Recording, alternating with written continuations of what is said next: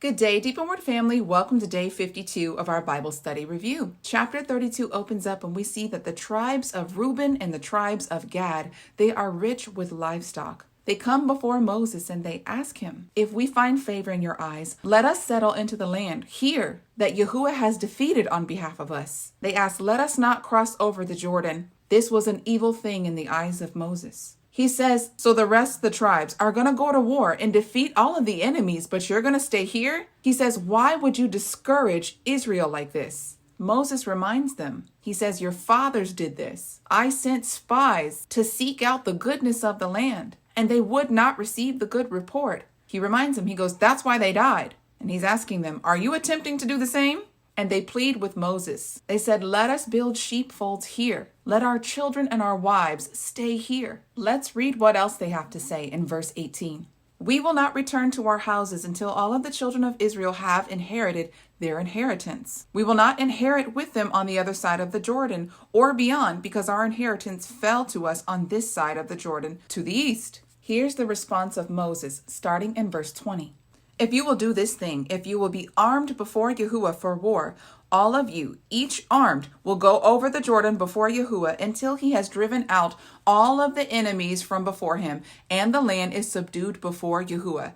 Then after that you will return and be exempt before Yahuwah and before Israel, and this land will be your possession before Yahuwah. So Moses agrees. He says, build your fortified cities, let your wives and your children stay here. But he says, if you do not cross over and go to war with the rest of the children of Israel, he says, that sin will seek you out. So Moses tells Joshua, the high priest, and all of the tribesmen, and all of the leaders for the tribesmen of Israel about this exchange. And he says, if they cross over with you and go to war with you, then you will let them go back and settle into this land. But if they do not go to war with you, they will inherit the land as such in the land of Canaan.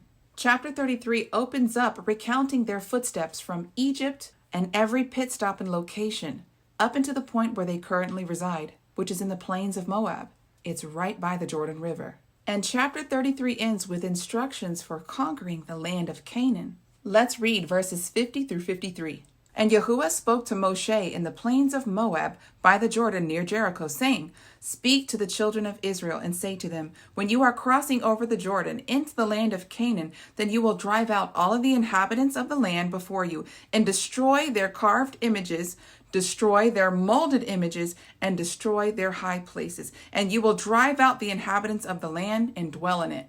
Verses 55 through 56 is a warning if they do not do exactly as Yahuwah commands. Let's read. But if you do not drive out the inhabitants of the land from before you, then those whom you let remain will be like thorns in your eyes and thorns in your side. They will show hostility to you in the land which you live, and what I plan to do to them, I will do to you. I hope that you can see the parallel of these instructions and how they pertain to us. You see, before Messiah comes and before we are granted access into the rest, into the promised land, into the millennial kingdom and the new Jerusalem, we must destroy any idols that we have in our lives. We must destroy the world programming in our lives. The worldly system is of Satan. From the moment you were born up until the moment that you professed Christ, that was your programming.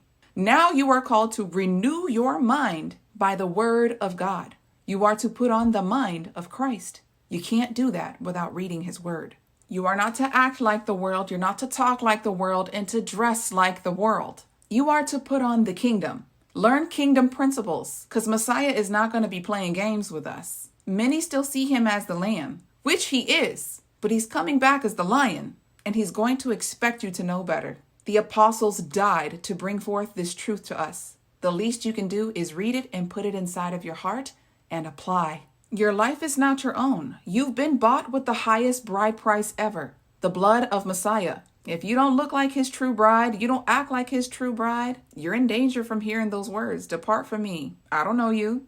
Don't play with your salvation. Those who endure to the very end will be saved. Stop playing games, y'all.